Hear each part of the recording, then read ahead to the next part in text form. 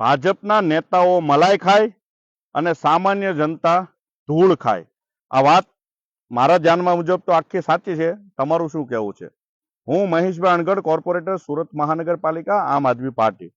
અત્યારે આપણે ઊભા છીએ કે એક એવા રોડ પર જે રૂપિયા 33 કરોડના ખર્ચે સરથાણા વિસ્તારની અંદર એક આઇકોનિક રોડ બને છે. 2 વર્ષ જેવા થઈ જવા આવ્યા, પણ હજી આઇકોનિક રોડના કોઈ ઠેકાણા નથી. અહીંયા એટલા બધા લોકો છે જેમને આલિશાન બિલ્ડિંગો, આ બિલ્ડિંગો બતાવો ખાલી, આ આલિશાન બિલ્ડિંગો એની અંદર એમણે ફ્લેટ રાખ્યા છે.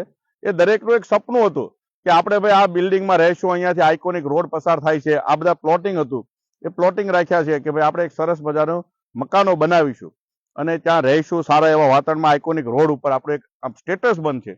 પણ એ બધા સપનાઓ હાલમાં ધૂળ ધાણી થઈ ગયા છે. કોના પાપે ને શા માટે થઈને?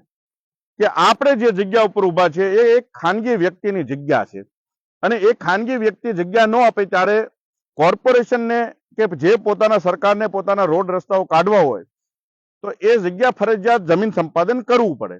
અહીંયા જે જગ્યા પસાર થાય છે એ ફરજિયાત જમીન સંપાદન કરવા માટે એક કોર્પોરેટર તરીકે અમારી જે જવાબદારી આવતી હોય કે ભાઈ હવે જમીન સંપાદન કરવું છે એટલે રાજ્ય સરકાર પાસે મોકલવું પડે.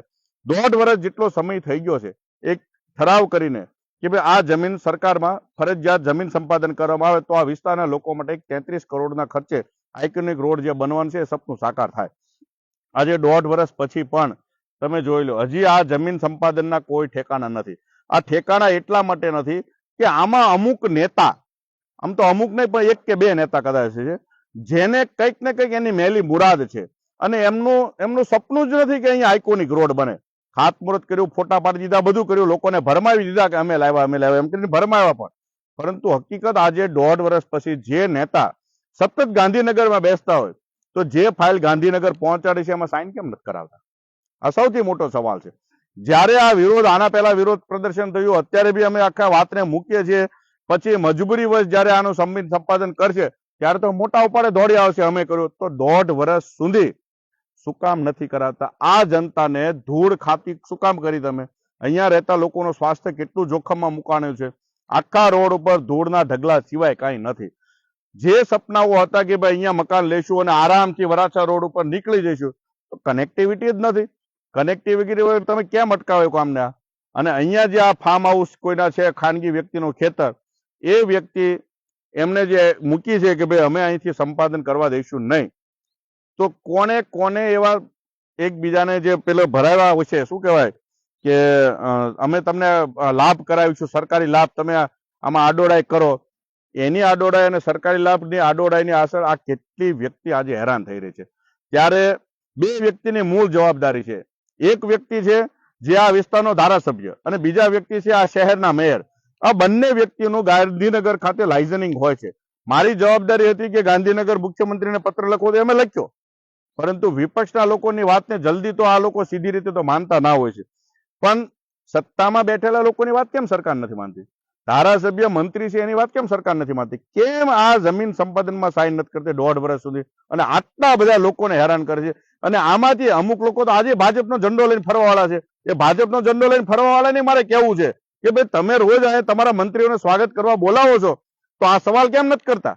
આ તમે બધા લોકો હેરાન થયો છો, તમારા નેતાઓના પાપે આ લોકો હેરાન થઈ રહ્યા છે, ત્યારે તમે સવાલ કેમ નથી કરતા? આ વિસ્તારની જનતાને હું માનનીય મેયરશ્રી સ્પષ્ટ શબ્દોની અંદર તમને કહું છું કે આ રોડ ઉપર જેટલો કોર્પોરેશન પાસે કબજો છે એ કબજો આપણી પાસે આવી ગયા હોવા છતાં પણ જો હવે તમે ત્યાં 2 દિવસમાં રોડ બનાવવા માટેની કામગીરીઓ શરૂ નહીં કરો તો આ જ માટીના ઢગલા તમારા કેબિન ઉપર ઠાલવવામાં આવશે. જનતા ધૂળ ખાય અને તમે એસી કેબિનોમાં બેસો એ કોઈ પણ સંજોગોની અંદર ચલાવી લેવાશે નહીં. આ સ્પષ્ટ શબ્દોની અંદર તમે ચેતવણી માનો, તમે વિનંતી માનો, તમે રજૂઆત માનો, જે માનો તે, પણ આ કામ 2 થી 3 દિવસમાં શરૂ થવું જોઈશે. સાથે સાથે ગાંધીનગરના તમે પણ મુખ્યમંત્રીશ્રીને આ બાબતે પત્રના માધ્યમથી જાણ કરો, ફરી વખત જાણ કરો. તમને મુખ્યમંત્રી અહીંયા આવે ત્યારે પણ મળે છે, અમને તો ત્યારે ડિટેન કરી દેવાનું છે, અમને તો સામે બેસવા પણ નથી દેતા. પણ તમે એની સાથે બેસીને ડિનર કરો છો, લંચ કરો છો. નેતાઓ, તમારા ધારાસભ્યો ત્યાં ગાંધીનગરમાં આખો દિવસ ધામા નાખીને બેઠા, તો એક સાઇન નથી કરાવી શકતા? સામાન્ય જનતાના વિકાસના કામ માટેની સાઈન નથી. અમથો તો બહુ મોટા મોટા બણગા ફૂકો છો, વિકાસ વિકાસ વિકાસ. આ 2 વર્ષથી વિકાસ ક્યાં ખાડામાં ગયો? ખાડામાં કરી ગયો વિકાસ તમારો.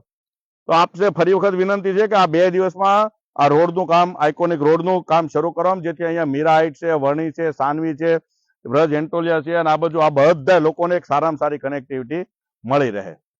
જય હિન્દ.